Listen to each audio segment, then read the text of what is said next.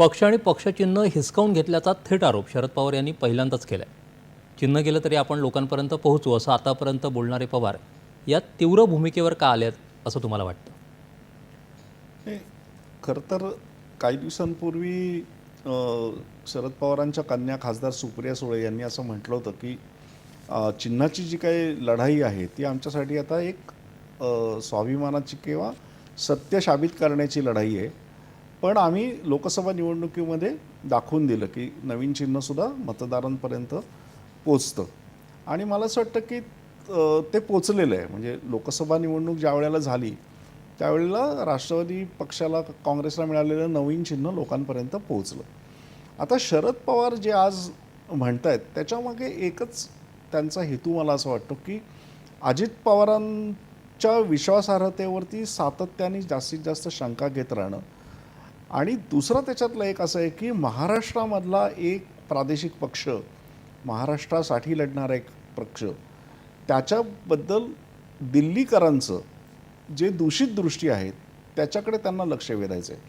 म्हणजे शिवसेना ज्या पद्धतीने उद्धव बाळासाहेब ठाकरे यांची शिवसेना ज्या पद्धतीने बोलत असते की महाराष्ट्रावरती अन्याय होतो, हे दिल्लीपती किंवा ते आणखीन विचित्र भाषेमध्ये त्यांचे नेते बोलत असतात, तर केंद्र सरकारवरती आरोप करायचा आणि केंद्र सरकारने कारस्थान करून महाराष्ट्राचं काहीतरी नुकसान केलं किंवा महाराष्ट्राची कोंडी केली आहे असं सतत म्हणत राहायचं.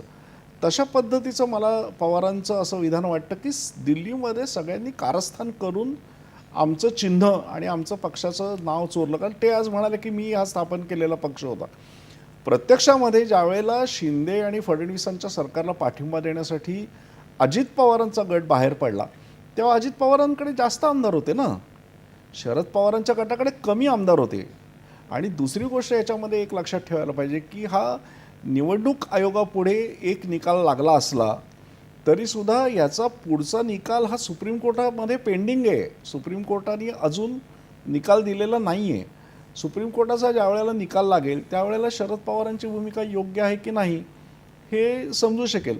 याच्यामध्ये शिवसेना काय किंवा राष्ट्रवादी काँग्रेस काय या दोन्ही पक्षांनी आपली चिन्ह चोरीला गेली किंवा चिन्ह बंडखोरांनी चोरली असं म्हणण्यापेक्षा असं आत्मपरीक्षण का नाही करत की आपला पक्ष फुटला हे आपल्याला कळलं कसं नाही, की आपल्या पक्षामधले इतके आमदार नाराज आहेत आणि इतके आमदार आपल्याला सोडून चाललेत हे तुम्हाला इतके दिवस कळलं नाही. आणि तुमच्या पक्षामधला छोटी बंडखोरी नाही आहे ती मोठी बंडखोरी. अजित पवारांकडे 2/3पेक्षा जास्त आमदार होते, एकनाथ शिंदेंकडे त्याच प्रमाणामध्ये आमदार होते. इतके आमदार तुमच्या पक्षातून जातात हा मला असं वाटतं या दोन्ही पक्षांच्या दृष्टीने आत्मपरीक्षणाचा मुद्दा आहे. अर्थातच निवडणुकीच्या प्रचारामध्ये असं आत्मपरीक्षण वगैरे कोणी करत नाही.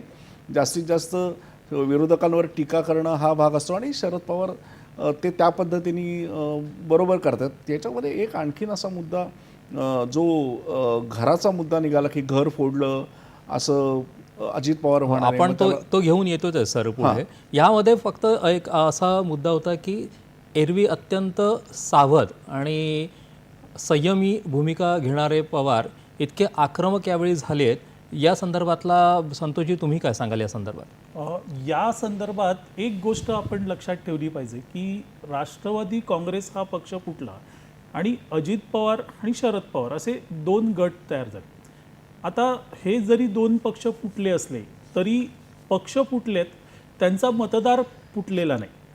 त्यांचा मतदार हा त्याच विचारसरणीचा मतदार आहे जो कदाचित आता डिवाइड होऊ शकतो. म्हणजे काही अजित पवारांच्या बाजूने जाऊ शकतात, काही शरद पवारांच्या बाजूने जाऊ शकतात.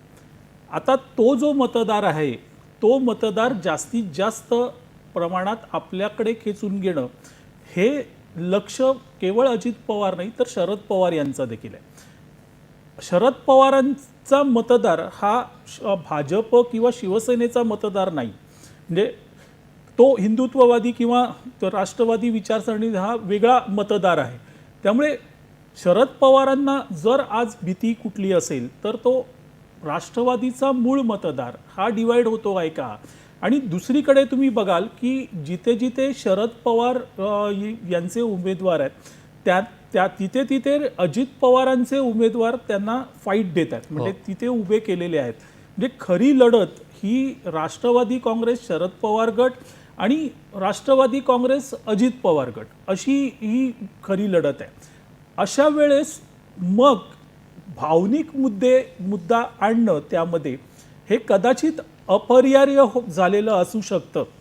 कारण एका बाजूला काका आहेत तर दुसऱ्या बाजूला पुतण्या एकाच घरातले आहेत आणि अशा वेळेस तो जो राष्ट्रवादीचा मतदार जो पूर्वी एकसंध राष्ट्रवादी म्हणून मतदान करायचा, आज तो विभागला जाऊ नये, तो जर विभागला जाऊ नये असं जर वाटत असेल तर मग त्याला भावनिक साथ घालणं, त्याला भावनिक आवाहन करणं ही सगळ्यात सोपी गोष्ट असू शकते. आणि त्या दृष्टीने पवार असं म्हटलं असू शकतात.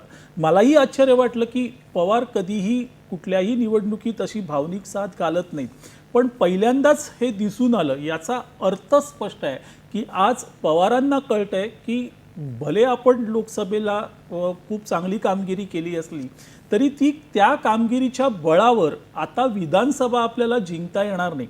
कारण तितकंच मोठं आव्हान अजित पवारांनी उभं केलेलं आहे आणि ती निवडणूक वेगळी होती, ही निवडणूक वेगळी आहे. या निवडणुकीत आपल्याला तितक्या ताकदीने सगळ्या हातखंडांचा वापर करून जनतेसमोर मतदारासमोर जायचं आहे आणि त्या अर्थाने पवारांनी हे भावनिक साथ घातली आणि भावनिक साथ घालताना ते अगदी घरापर्यंत पण